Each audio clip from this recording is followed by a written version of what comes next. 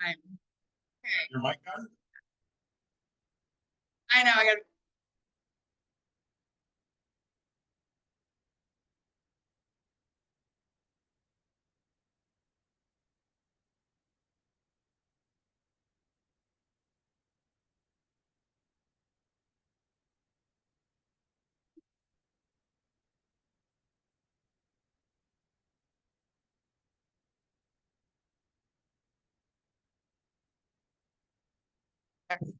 Better. Well.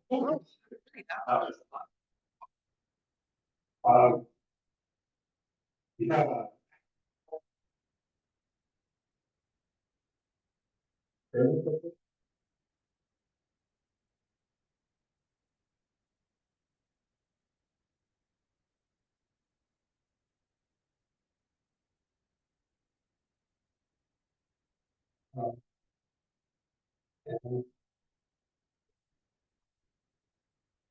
Interesting.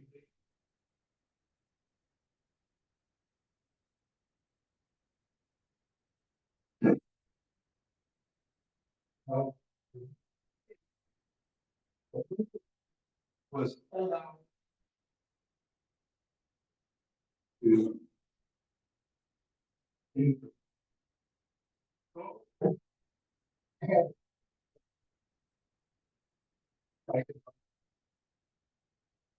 Indeed, Professor Dumbledore.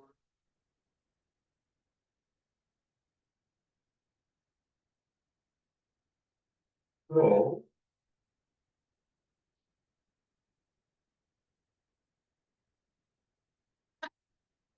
This year's.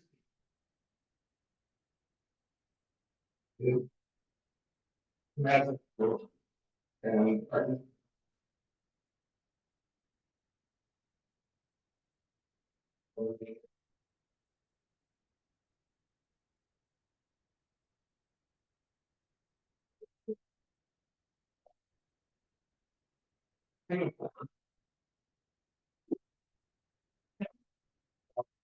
Isn't it?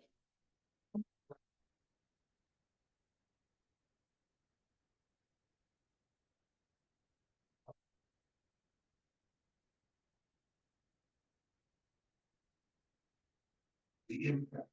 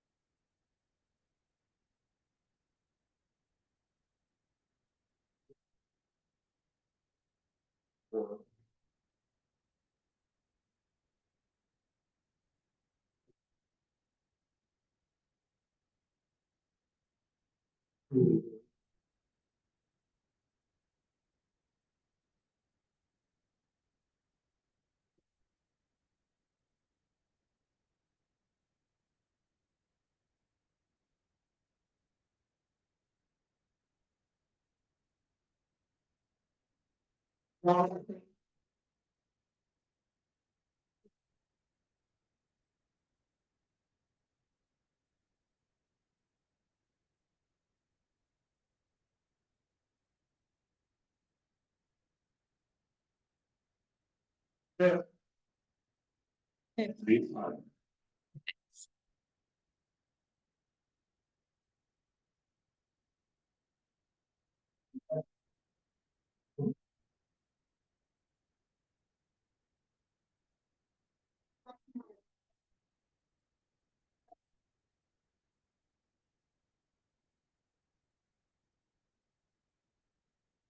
founded in 19.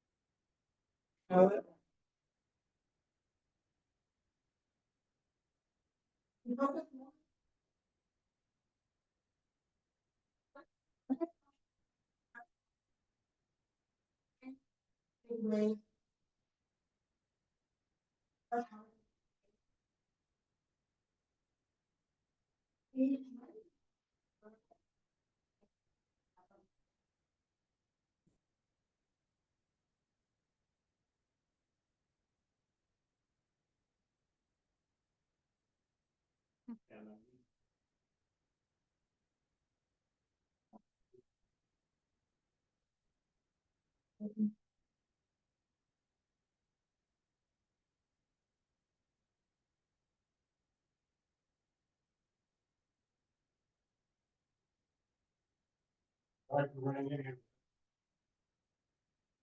Don't know, I'll be right.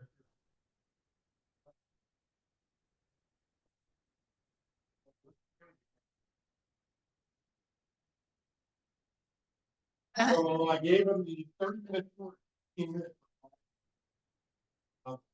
That's the name of the Doc Reed, I go by Doc, and, this.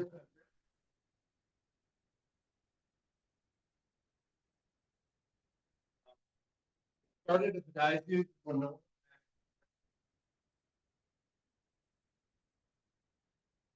Here.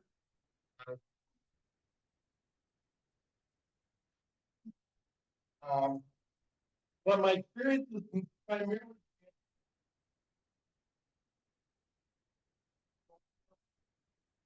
I was on multiple plans.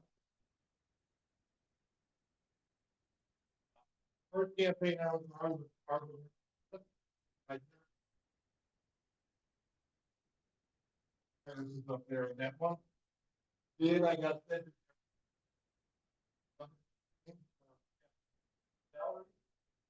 and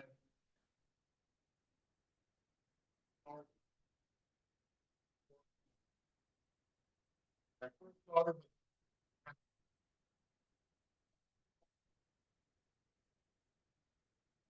he wasn't doing uh, and I went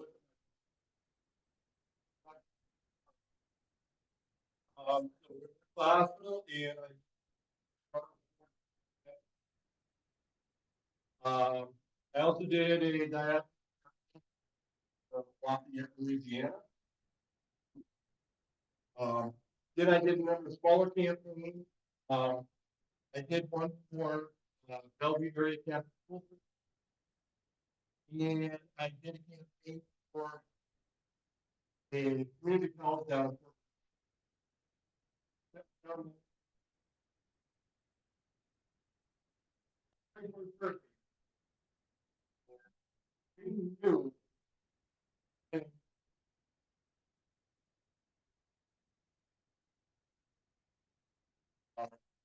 All of a sudden, I came in, especially back. Um, in there and parking and just for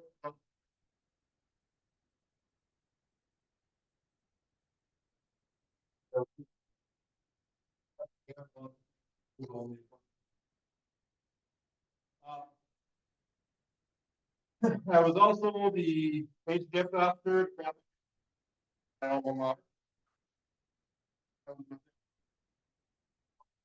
At my alma mater.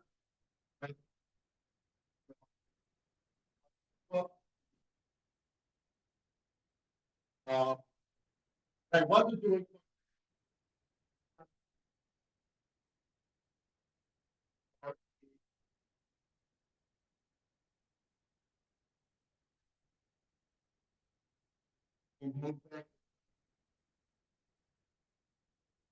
invented in front. Signal, he called me up. I did.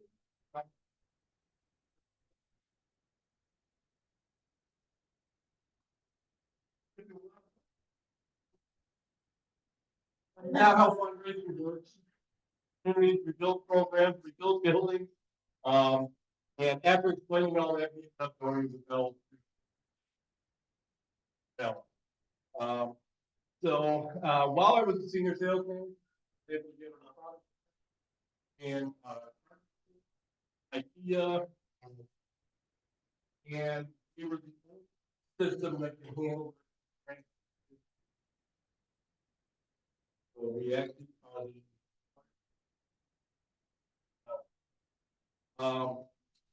August 24th. In beautiful woman Robin does a lot of my graphic design work.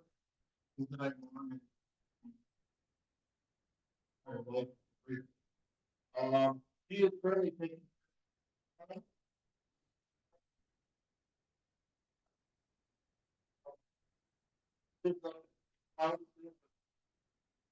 yeah.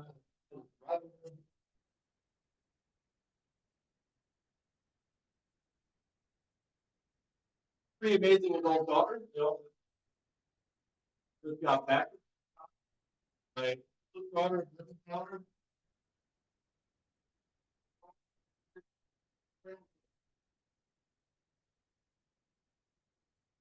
Good thing I ever did. Originally, we were going to do it ourselves, and I looked at it and said,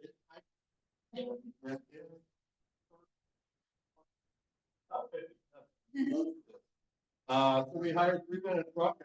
Quite like crazy sitting at a work. I have one very needy shelter dog. We adopted Texas. He may be the only dog that is. We tried everything with this dog. And sometimes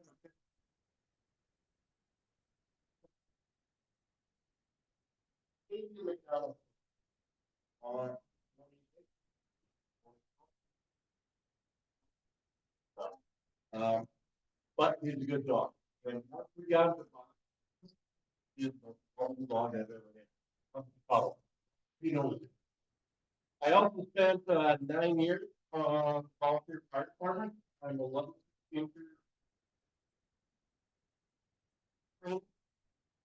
and as we got I like the medical side of it.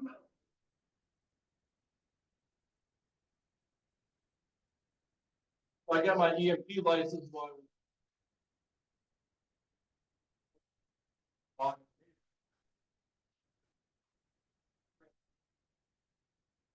on that very good.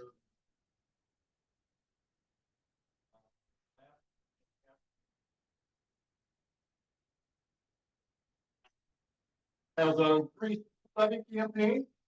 2 were successful. We came out and said,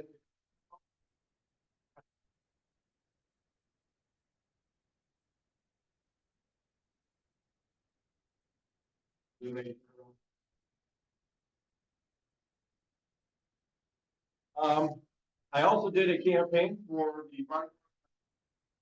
We set out to raise 90, every 100,000. Not right after we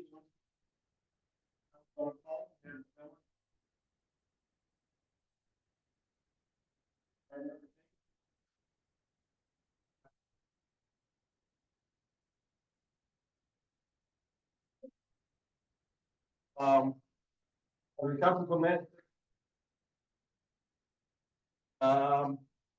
I was also a volunteer community up in Kimball Community Playhouse. My wife and I did that, and I kind of did the fundraising on the side for them.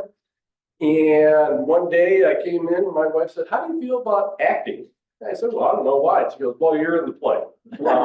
They were short on men, so I was General Mackenzie in Agatha Christie's dinner theater, and then there were none. And then a couple years later, I had to fill in a couple spots on Footloose. So I got some acting in under my belt doing some of that. And other than that, I did some HR work when I first got out of college. That's what I focused on, and wasn't really my cup of tea. So that's when I got into the sales, and that's when I got into the fundraising.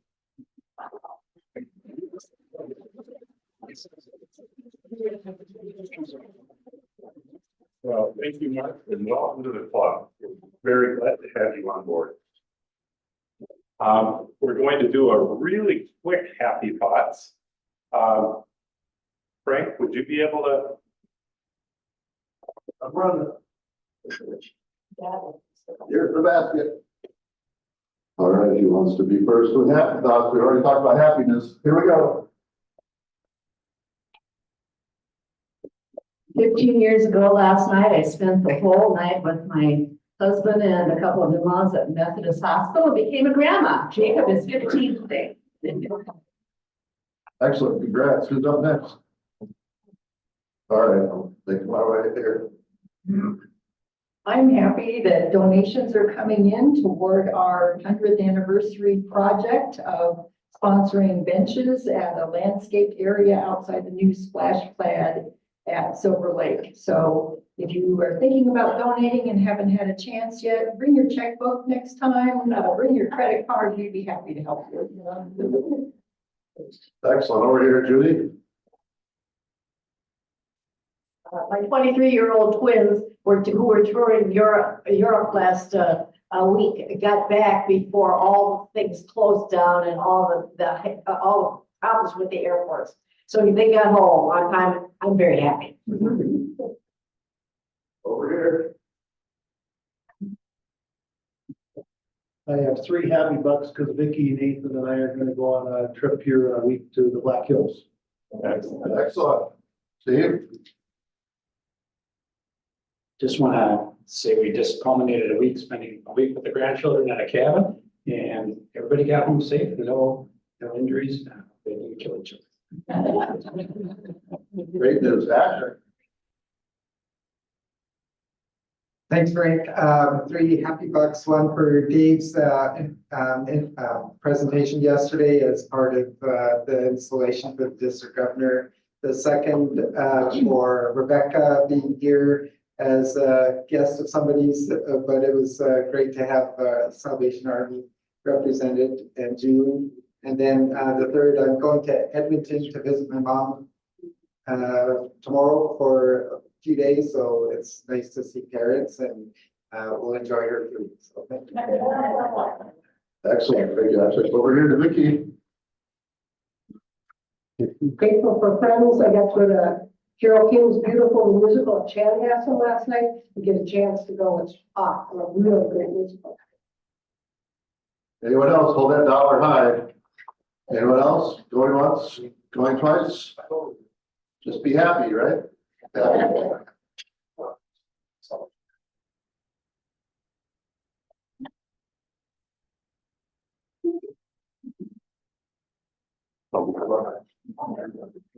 So I don't know, I think we have some other visitors, but they're going to be introduced here shortly, I believe, as part of other presentations. But I have a visitor. My wife Cheryl is here to join us today.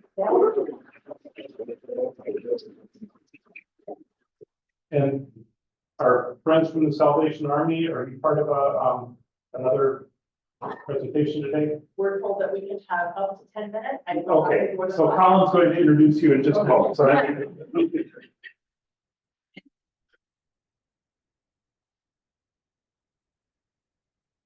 okay. So for birthdays, this month, Chris Colby, Terry Smith, Lance Torkelson, Stephen Rudine, Sue Drips, Marilyn Rickcliffe, and Melanie Cheetah. I just saw Melanie on the road last night. I don't know if this is a promotion or not, but they combined 2 of the American Red Cross districts, the Southeastern Minnesota District and the Southwestern Minnesota District, and appointed Melanie to cover all of them. So on Thursday, she's over in Mankato, and she's waiting for things to stabilize so she can get back with us. But happy birthday to everybody. Let's wish them all a happy birthday. Happy birthday to you. Happy birthday to you. Happy birthday.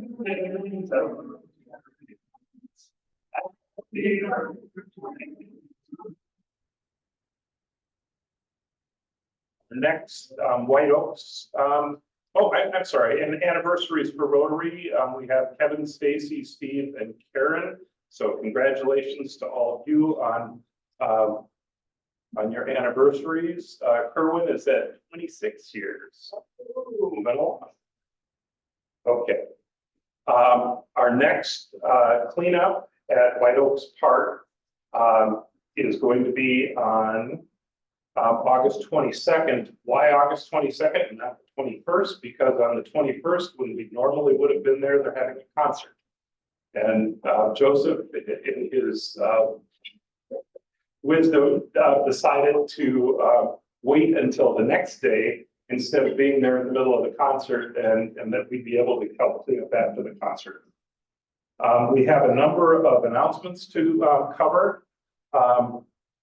So I'm going to invite some people up. So somebody wanted to join me to talk about Jeremiah's Cook for Kids. Yes? Yes. So I have a couple of volunteer things. Rotary, we're doing Cook for Kids again at Jeremiah program on September 19th. There's a sign up, a Google Sheet that came from your email, but I also printed a copy. If you don't like Google Sheets, go ahead and pass it around and I'll bring it in a moment. We're also doing the Fall Festival again at Corey Hill. So we're looking for volunteers on Saturday, September 7th. It's a super fun day. There's a sign up sheet for that as well that will go around. Last is the fun swim golf outing. In case you haven't heard about the golf outing, it is on September 19th. 9 holes, all for fun, not for competition. So come enjoy food and drinks at my house afterwards. Thank you. Please, everybody sign up. That should be a very fun event. 20, now it's calling 24 people. It's 16 already. Excellent. Excellent. Okay. Cradle to Career Education Summit is on Wednesday, October 9th. We have an incoming youth exchange student from Germany. I think we still need one more host family. Yes. We are pending the last family, so at this point, I don't think we will apply. Okay, good, good. That's actually great news. The 100th anniversary planning continues. Remember, that's on May 15th, 2025. We have a Channel 1 volunteer opportunity on the 4th Monday of every month from 5:30 to 7:30. Just a reminder, there will be no meeting on August 29th for Rotation Day due to the Labor Day holiday. And then we had already mentioned the Corey Hill Fall Festival on September 7th. You just heard about the golf outing. And Sarah had given us a reminder about the 100th anniversary project, and we're raising $10,000. And you can see that our current total is at $1,700. If you remember at the last meeting, we talked about a wonderful Rotarian who's doing a match, a 1 to 3 match. So with that current match total, we are up to, I think, 2261. I believe it is the total thus far. So we're making great progress. For those who haven't had an opportunity to think about a donation, please do.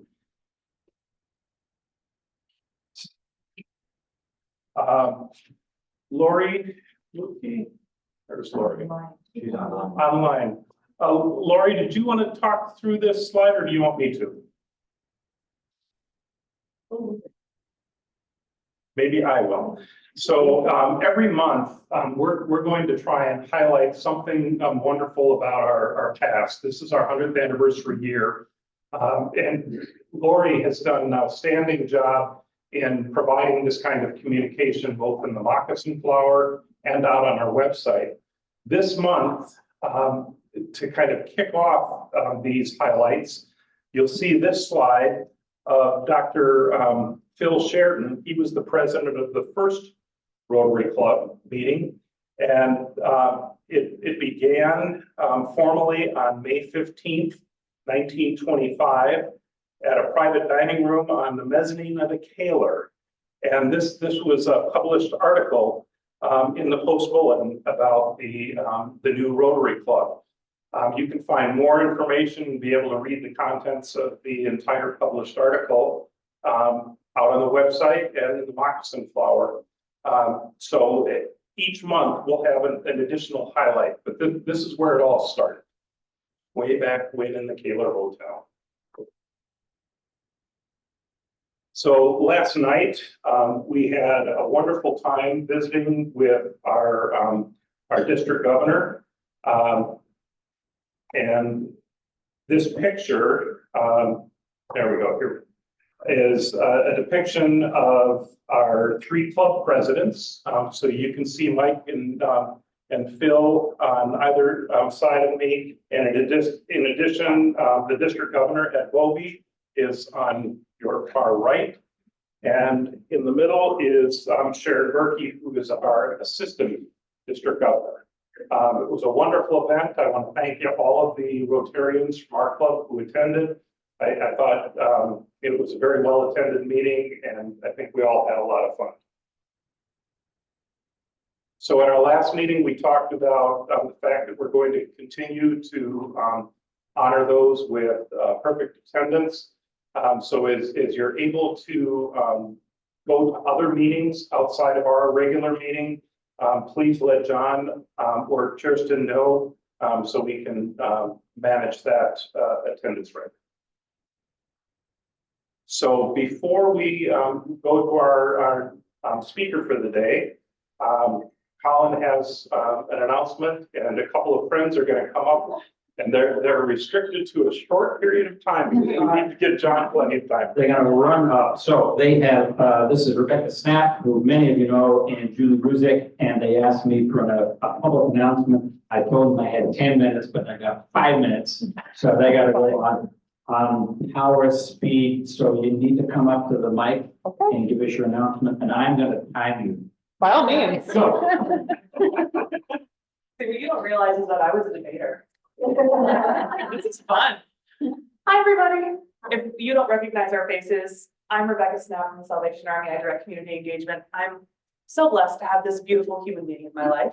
So if you don't know Julie Ruzick, Julie is actually the executive director of Cradle to Career. You should all meet her at some point in time. she's coming back to speak. October 24th. Yes. Great. But Julie is also a member of our board.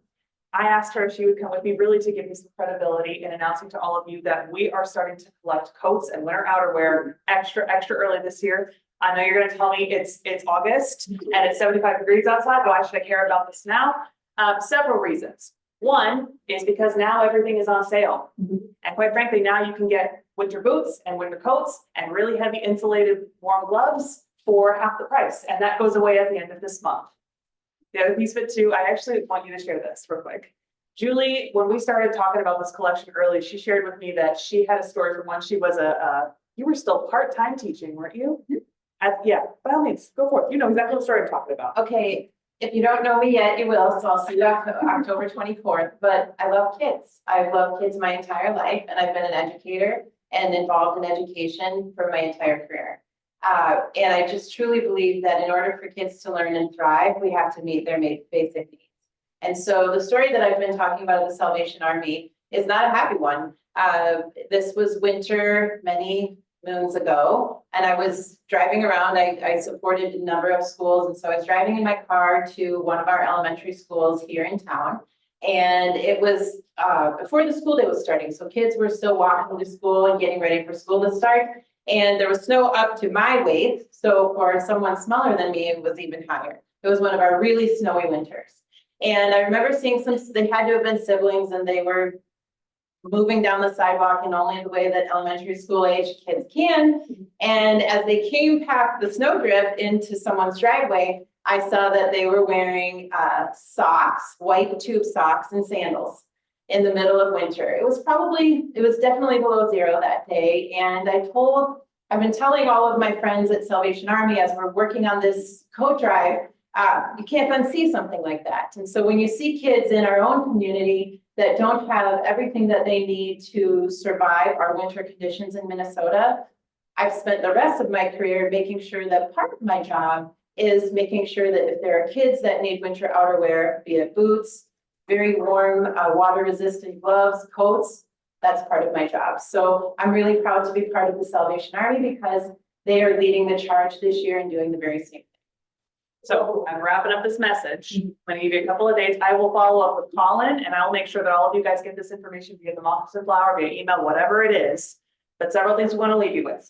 October 14th is when we're doing a massive winter outerwear collection.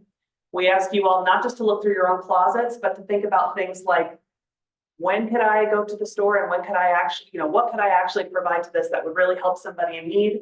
Rather than thinking about donating the most items, think about donating things that are going to keep people the warmest.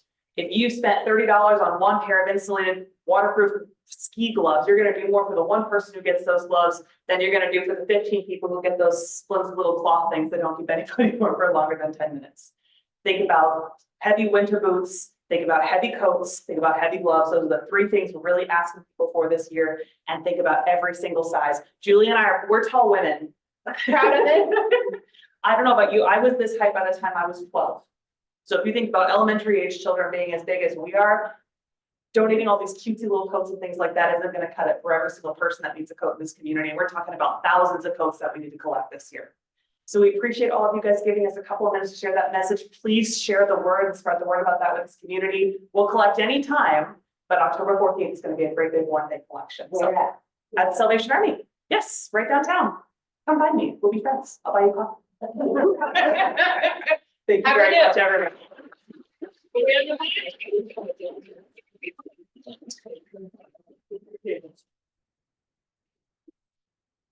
My wife is a school teacher and she's let me know about challenges where kids need winter outerwear. So I very much appreciate the work that these folks are doing.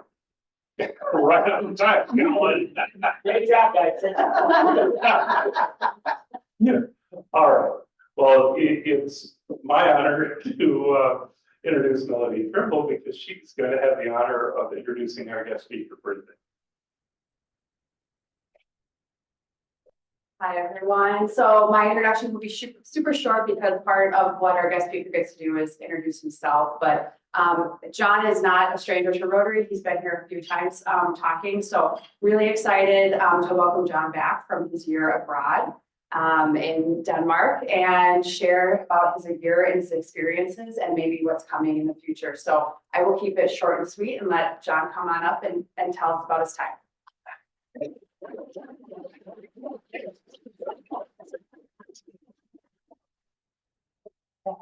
It's you. Decorated. I know. Hello, everybody. My name is John Keeler.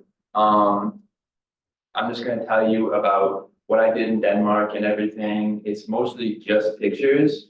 There's a few words, but I think they're all Danish. So I'll translate those for you. You can learn a little bit. Should be pretty fun. I'll try not to speak in this direction because I don't think you can hear me. Oh, I just look at that TV. Okay, perfect. So meet all in Denmark. That means my year in Denmark. Makes sense. It's pretty simple, but yeah, do it a little slow. So this is the first town I stayed in. I stayed in like the small general area. I don't know where Denmark is. I should have put a picture of the country up there. But this was mainland Denmark. There's three main parts. Two of them are islands. One's mainland. There's a bunch of small islands too. Like the furthest away you can be from the coast is about 40 minutes, I think. So it's a really tiny country. And I live in the absolute center of the country. So I live as furthest away from the ocean as possible. And this first time I was in boarding, it was like 1,000 people lived there or something. It was tiny. The only thing there, they had a small local swimming pool for the kids and a grocery store. So the only thing to do there was leave, basically. There was a train station, luckily, 2 buses a day. It was really tiny. I stayed there with him, these 3 people, those 3 people right there. There was one other kid. He wasn't at this because he had a football match or something, or a soccer match. Different thing there. But this is just all my host families. They all came to greet me at the airport. It was kind of a weird arrival. I was expecting like, some cheering or something, like, we're so glad you're here. But this happens with every arrival at airports in Denmark. If you walk into the Copenhagen airport, everyone is just like waving the Danish flag, smiling, and it's super quiet. So I walk in, like, I get my baggage, I'm walking into the area where they pick me up, and everyone is just standing there, it's completely silent, and they're all just waving flags. It felt extremely awkward, and I had no idea what to say, but they're all really nice, so it was great to meet them for the first time. And these other pictures, those are just from boarding, which is the town I lived in, really small, very center. I moved to another town called ECAST, which I think it's on the next slide. This is not ECAST, this is my first host family, but ECAST is where I live for my next two host families. Just one town over, it's about 7,000 people there, so also really tiny. But this picture right there, that's at a handball match. Probably the most popular sport in Denmark. Maybe soccer was more popular, but I basically didn't know handball existed before I went there, but it's just like, it's like soccer, but you can only use your hands and you just throw the ball instead. So it was a pretty simple game. This was like a really big professional game, like one of the best teams in Denmark and a really good team from Germany. Apparently it was like a huge historical match, but I had no idea what was happening the whole time. And this picture at the top with the really big boy, that's a famous art piece at a museum in a bigger city, Aarhus. I think that city's about the size of maybe Rochester. It was really big because going from my small 1,000 person town to a 200 person city was really cool. The architecture there is beautiful. And then the bottom there, that was my host brother. He's that one, that's him. They all had the same haircut, just like a bowl cut, and they're all extremely blonde. It was really funny. Yeah, but this was just mostly pictures from board. You can go to the next slide. This was the same host family. They took me to Paris on a vacation. It was really nice of them. They had already planned everything before I think they even knew they were gonna host me. So they were nice enough to be like, "Oh, do you want to go?" And I was like, "Yeah." So then they just accommodated for me to go. But I did have some troubles with getting there because the week before the week to Paris, I was in Austria on a class trip with my class. So they left on like Friday and I got back on Saturday. So I couldn't go to Paris with them, which was a big problem. So I had to fly there alone after I got back from Austria, which I said, "Oh, no problem. I can do that totally fine." So the next day I fly to Paris alone. I land in Charles de Gaulle Airport at like 11 p.m. maybe. It's getting pretty late. And then I started to realize I have no idea where to go. So I'm kind of lost in Paris. And the first thing I do is call my sister because she's been to France before. So I assumed she would know what to do. She did not know what to do. So I waited a really long time to actually go anywhere. I had no idea. I thought public transportation was 24/7, but everything closes at 12. So I get on the wrong train and go about 30 miles from where I'm supposed to be, and then the public transportation shuts down. So I'm trapped in this random like ghetto part of Paris where there's only like drug dealers outside and people in like black vans telling me to get in. I think there might have been taxis, but it was really scary. So I'm like walking around trying to figure out what to do. And then it's really cold too. I don't have any clothes. So I'm just like this random foreigner in Paris with a suitcase walking around the streets at like 2 a.m. at this point. And my phone's about to die now. So luckily I managed to call a taxi on my phone. You had to download an app to get a taxi. So I like hit like I don't know what like the call button for the taxi for it to come to me. I like hit that button and my phone dies like 3 seconds later. So I have no idea if the taxi is coming and I'm like lost in the streets of Paris, like starting to freeze. I was ready to just like sleep at a bus stop the whole night or try to walk there for 5 hours with my suitcase. But luckily about 30 minutes later of waiting at a bus stop, my taxi driver, Jonathan, pulls up and he manages to take me to where I need to go, which was I was so grateful for Jonathan. But that was the only mishap. After that, the rest of the trip was really fun, but it's good to have bad things happen, then you have stories. Yeah. You can go to the next slide. Okay. This is just more pictures from Paris. Nothing else bad happened. We just wandered around, did all the tourist things, saw the Eiffel Tower, went to the Louvre. I don't know how to say it. We ate lots of crepes and just saw cool buildings. So that's really all you do in Paris. We also did go to Disneyland though. I forgot about that. That was really fun. They just decided to bring me to Disneyland randomly. And a lot of the times I don't know what's happening, so then I just randomly like go somewhere like, oh, I wonder where we're going. And then I actually end up at Disneyland. So it was really cool because I spoke zero Danish when this was going. They did speak English, but they still didn't tell me the plans that much because they just talked to each other about the plans in Danish. So I never really knew exactly what was happening. But Disneyland was really fun. Yeah. And this was before the Paris trip. It's not covered over here, it's only covered on that TV, but Austria, that means Austria in Danish. So this is just Austria school, that's where we stayed. I think they had the Winter Olympics there one year. I don't know what year, but there was like Olympic signs and everything. And it was a mountain biking trip, which I was really excited about. I love mountain biking, but it's not the mountain biking I was expecting. I was thinking we'd be taking like gondolas up hills or something, or chairlifts and riding down. But all we did, we took one gondola up to like the base of a mountain.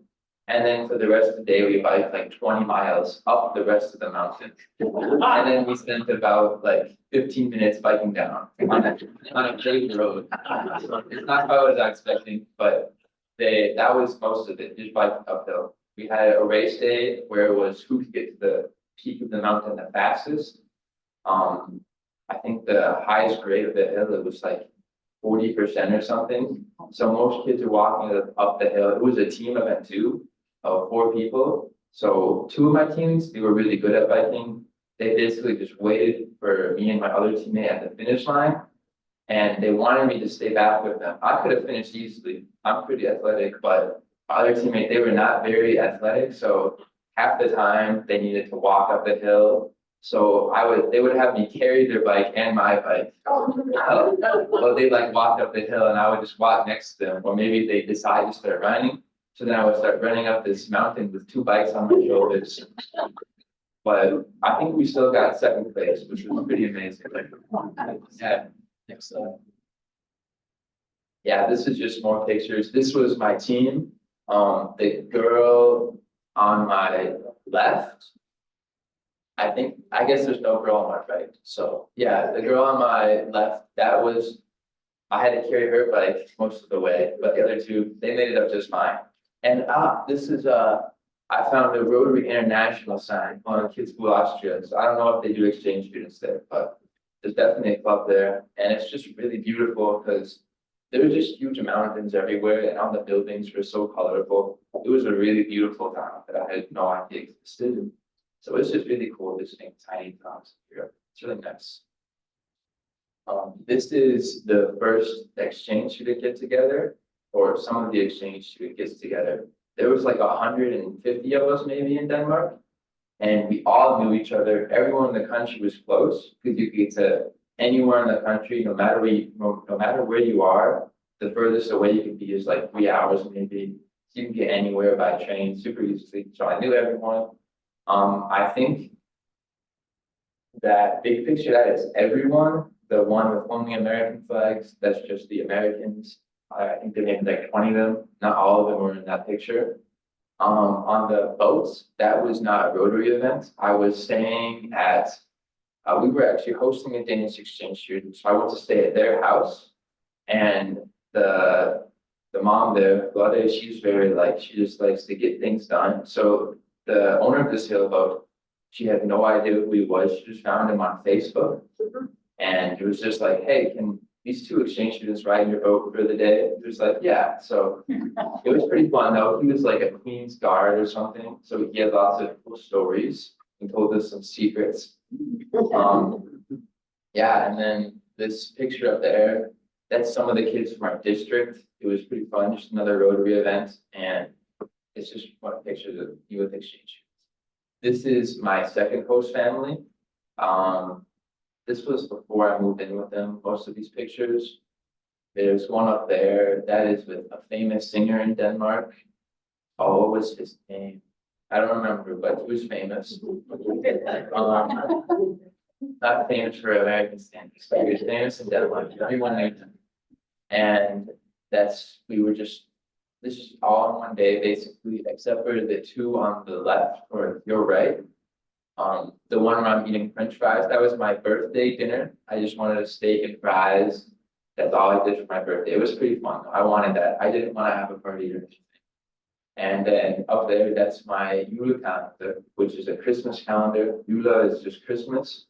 And all my host families pitched in and got me a present for every day of the month. Most of the time, it was a bag of chips, but it was still really nice. I got lots of cool ornaments too. It was really nice. This was in Gammelview. This is the old town. It's like this preserved portion of town in a bigger city from some of the buildings must have been like 1,000 years old. It was really cool, just like ancient architecture. And they have like all the staff there, they're like in character of like, they're all wearing really old clothes. It was freezing that day too. So it was terribly cold. My hands almost fell off.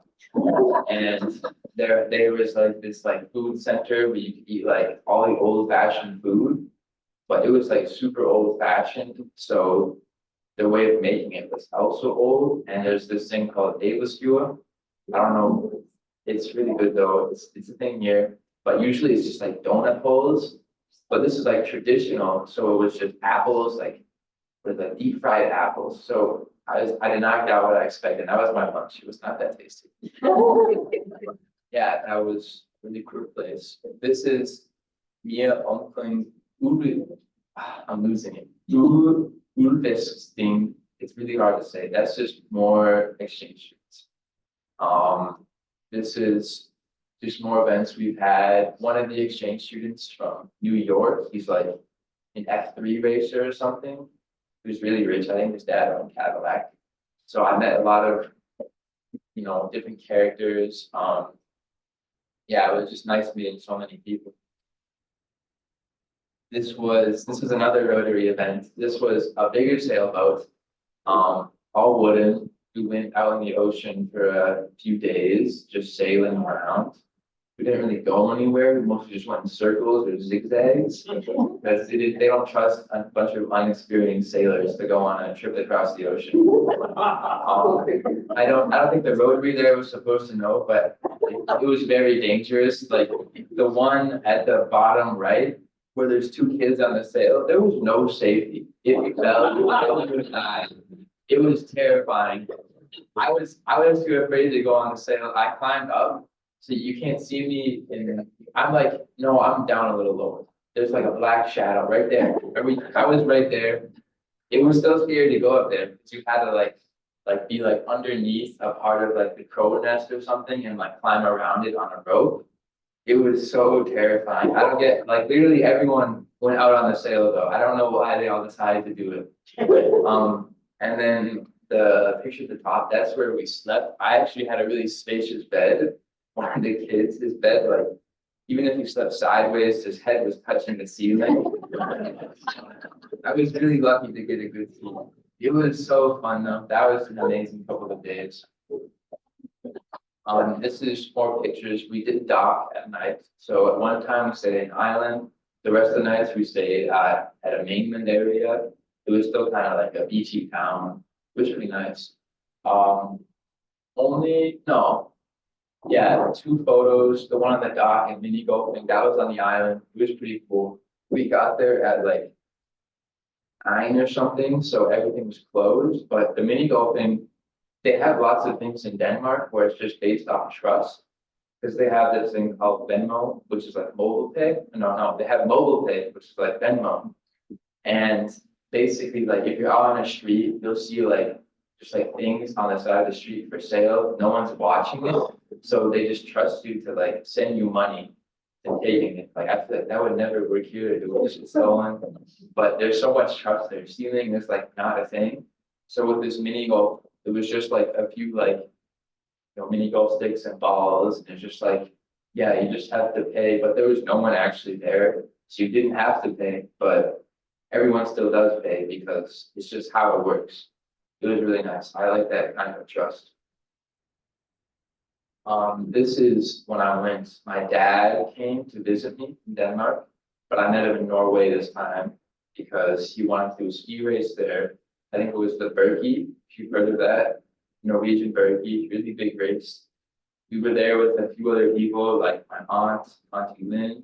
You might know her, Lynn Keeler. You might know her, like, I don't know. But yeah, it was really beautiful. We did lots of cross-country skiing and downhill skiing.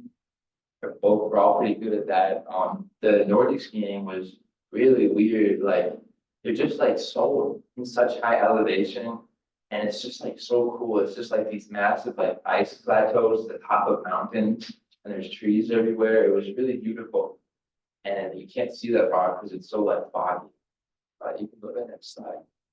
This is just more pictures. This is the downhill skiing portion of it. It was pretty cool. We were in Lillehammer. They've also held the Olympics there. So I went to lots of Olympic cities. This is when he came back to Denmark. We went back to our exchange students' family to visit them. We're really close with them in Hornbeck. And we also got matching haircuts, which is something we do a lot. Go to the next one. And this is my third host family, probably the closest with them. They're my favorite. They were just really nice. I was the 10th exchange student and maybe their second or third from Minnesota. So the presents I got them, like a washcloth with Minnesota on it or something. They already had like Minnesota magnets and a Minnesota cutting board. And it was kind of annoying. So I couldn't get them anything special. But they had a really cute dog too, Luca, my favorite part of the exchange. And this was at their summer house. Most Danish people have a summer house. It's really nice up there. They have a cool hot tub and the ice cream. That's me and my other exchange friend, Lucas from Brazil. Probably one of my best friends while in Denmark. I gotta go visit him again. And my mom, she also came to visit me with my sister. That was really fun. We went to Aarhus, which is a slightly bigger city. And I was with them for about 2 days, and then they went to Copenhagen without me because I still had school. So I saw them for a couple of days, then they were gone. Yeah. And this is I just have some more pictures that are random things that happened. This is me, I got a newspaper because I did a presentation at one of the schools in my town, which was pretty cool. And then this is me with the mayor of my town. Pretty nice guy. And then the top, that's me eating the best pølse in Denmark. Pølse is like a hot dog. So it was really good. They kind of like put it in like a circular bun. So there's no like top part to it. Then they covered it in a bunch of sauces. It was pretty good. I don't know. It wasn't the best, but yeah. And that's just me. Another big city near me, Malmö. They're really good at decorating Christmas. By far, the most I've ever seen a holiday celebrated. It was really cool. And these are some just more random pictures. That is the Royal Cruise Ship. So somewhere in this photo, you can't see her because they're probably on the ship. Is the royal family. I got to see the king and queen. It was pretty cool. There was a big ordeal there because the queen resigned and let her son become the king, which is like never happened before. So it was pretty historical to see that happening. Everyone was freaking out. It was really cool. They made the announcement during New Year's Eve. It was pretty cool to experience. And this is one of my third host mom. She had like she called it a bath, where she basically just like plays different instruments. You can take a nap. It was really popular. And my Mexican costume, that is from a holiday called Festivals, which is, it's kind of like Halloween, but it's in the spring. There's basically no other differences. It's just Halloween in the spring. It was pretty cool. This is just a list of differences. There's way different foods for breakfast every day. I just ate bread and butter, nothing else. And then for lunch, it was usually bread and butter, but you put some fish on top of it. And then dinner, it was usually like maybe a pasta or more bread and butter with different things on top of the bread. They just only really ate bread. The food was really bland too. They ate the seasoning. It was really healthy though, so that's a good thing. One of the really popular dishes there was pig liver. So they put lots of that on the bread. Just everything goes on bread. It was very common. And the home, I think I'm talking about houses. I'm not quite sure. I gave this presentation like 4 months ago. So I'm just kind of like redoing it now. But yeah, the houses are way different. Most of them are just one story. They're all like, all the walls are like thick brick walls. So it's like, it rained literally every single day in Denmark and it was extremely windy the whole time. There was a hurricane while I was there. But like when you're inside, you can't tell that there's any wind or rain outside because the walls and ceilings are so thick. So like no matter how hard the rain is, you just can't hear it. Because the walls are so thick. It was kind of annoying because I like the sound of rain, but it was pretty cool. And the transportation too, the entire year I rode my bike literally everywhere.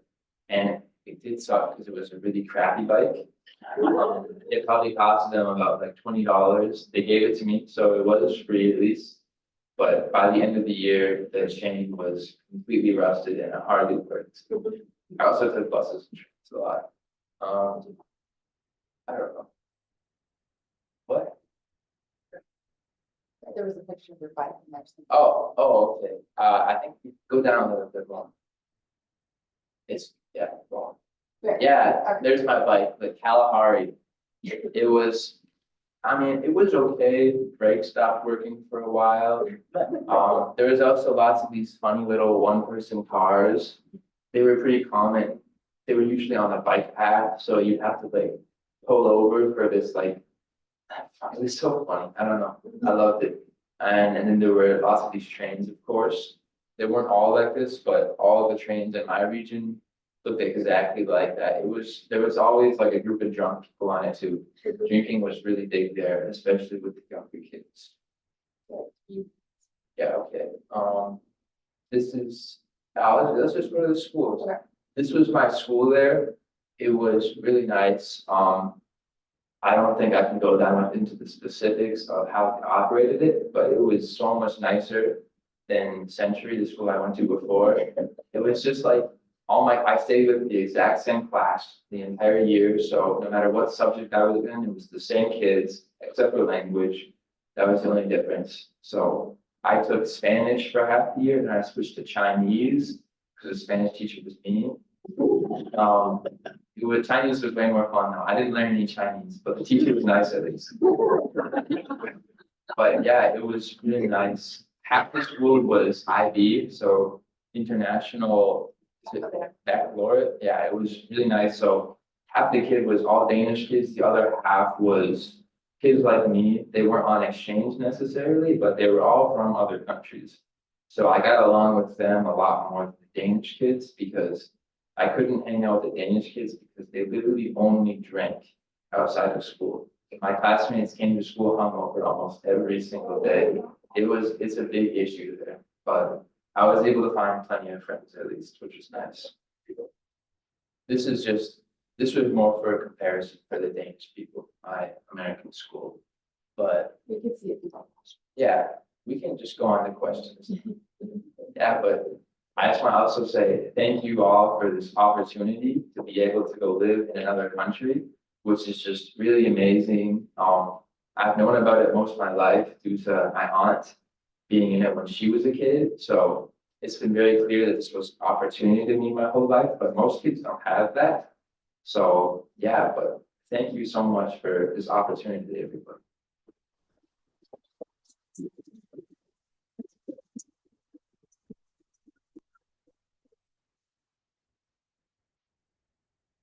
So you're obviously very well decorated. Could you tell us a little bit about all of the buttons you have? I noticed one from Brazil and you said, Yeah, so all these pins, most of them are from just every single exchange student that I met. Some of them I bought while I was there. Like I have some Danish ones. There were no Danish exchange students, so I got them myself. You can come look at them if you want. Once I'm done, you try to be behind. I'm sorry.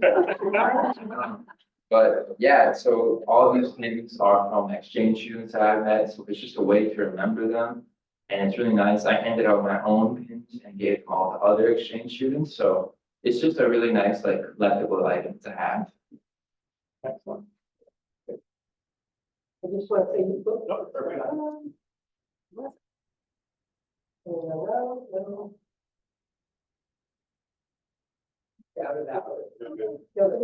Anyway, you are the perfect example of what we look for with our exchange students. You get there and you figure it out and you seize the moment. I think that's super cool. But you had some tough stuff to get through. And Yeah, that's thank you. awesome.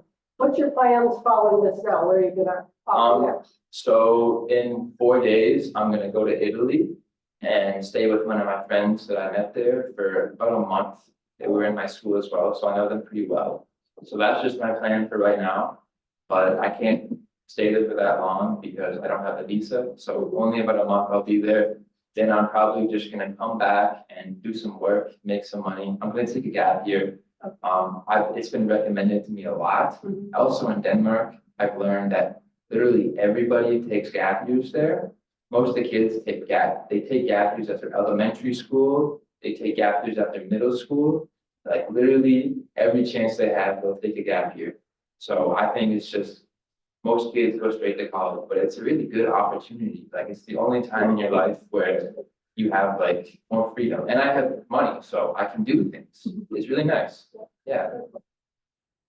Hey, John, I'm familiar with the pins and stuff from the other games, but what did you give up? Something from Minnesota, something from Rochester, or UF, or what was it? Yeah, so what I gave out for pins, the Rotary Club with, I guess our district, they provided pins for me. So there was like multiple different ones. Some of them were Minnesota shaped pins. Some of them were just like a circle with our district name and number on it. But some of the kids, like, they don't get, their club doesn't give them pins, so they make their own. I have this Danish one that one of my hostesses gave to me. It's just a few Legos that say Denmark on it, because I don't know if you knew, but Denmark Lego was invented there, so it's really popular. Yeah. You mentioned the difference in culture where they emphasize trust as part of the culture. It's a big difference here. We've read a little bit about a concept that I'm not familiar with. I'm not sure how to pronounce it. I think it's pronounced Hygge or something like that. That's like HYGGE. Yeah. Here. Yeah. Yeah, so Hygge, that's basically, it really just means like cozy or being comfortable. So they added Hygge on to a lot of things, like if like we were having like a class, we're just gonna watch a movie, they'd call it like Hygge hour or something. You know, if like something is meant, like there's a thing with jokes, they just call it like a Hygge joke. So it's not meant to offend you. It's Hygge, so it's fine. It's like you cannot be offended by it because it's Hygge, which I don't know, it's definitely a big difference, but like it's just kind of like it really does kind of mean cozy. Like it also means like getting cozy and watching a movie or something with the popcorn. But it can really mean a lot of things, and there's just no good translation for it in English, I think. So, John, I'd like to thank you for your wonderful presentation. I'm glad you had a wonderful time in Denmark. And I hope you have an opportunity to meet other exchange students that come here to Minnesota. Yeah. Thank you. Thank you.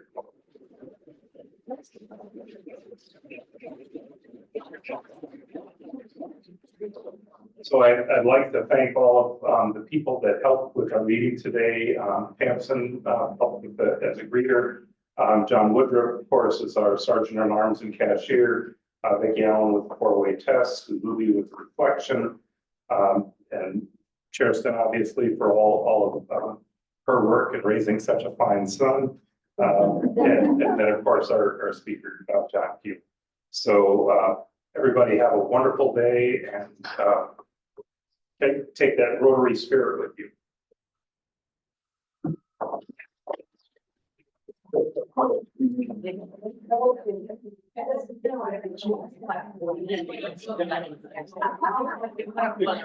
Yeah.